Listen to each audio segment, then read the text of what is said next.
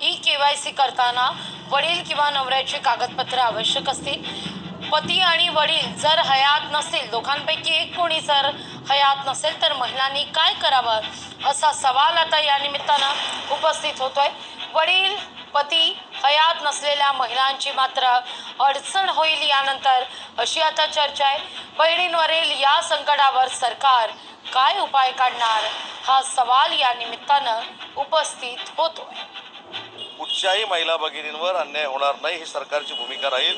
ज्या पात्र महिला भगिनी आहेत त्यांना मुख्यमंत्री माझी लाडकी बहीण योजनेमधनं काही जर अडचणी निर्माण होत असतील पात्र महिला भगिनींना, तर त्यासाठी सरकार नक्की पुढाकार घेईल।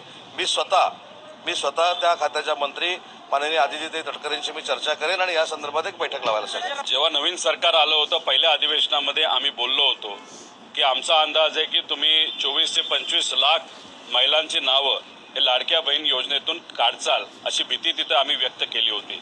तेव्हा उत्तर देत असताना मंत्री महोदयांनी सांगितलं होतं अजिबात नाही, आम्ही कुठेही कोणाचं नाव कमी करणार नाही।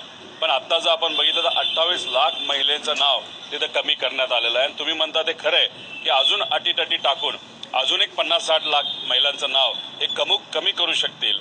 हे स्थानिक स्वराज्य संस्थेपुरतंच ते थांबलेले आहेत। स्वतः ते योजना बंद करतील, नाहीतर कोणाला तरी कोर्टात पाठवून कोर्टाच्या माध्यमातून या योजनेला स्थगिती हे सरकार नक्कीच आणेल अशी भीती आता आम्हा सर्वांना त्या ठिकाणी वाटायला लागली। खूप अडचण येत आहे, लाडक्या बहिणींना केवायसी खूप अडचण येत आहेत। सर्व्हर डाऊन आहे। आपल्या माध्यमातून सांगायचंय की सर्व्हरमध्ये सुद्धा आम्ही अनेक सुधार आणलेले आहेत। रोजच्या घडीला जवळपास 4 ते 5 लाख लाडक्या बहिणींचा ई-KYC प्रोसिजर होते।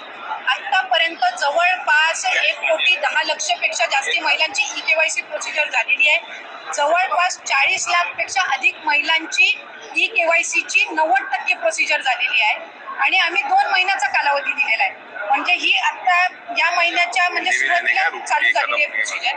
त्यामुळे नोव्हेंबरपर्यंत त्यांना अवधी आहे, म्हणजे आणखीन 1.5 महिना त्यांना अवधी आहे। जे पूरग्रस्त भाग आहे त्यांच्या संदर्भामध्ये आम्ही आणखीन 15 दिवस वाढवून देण्याचा निर्णय हा विभाग म्हणून आम्ही घेतो।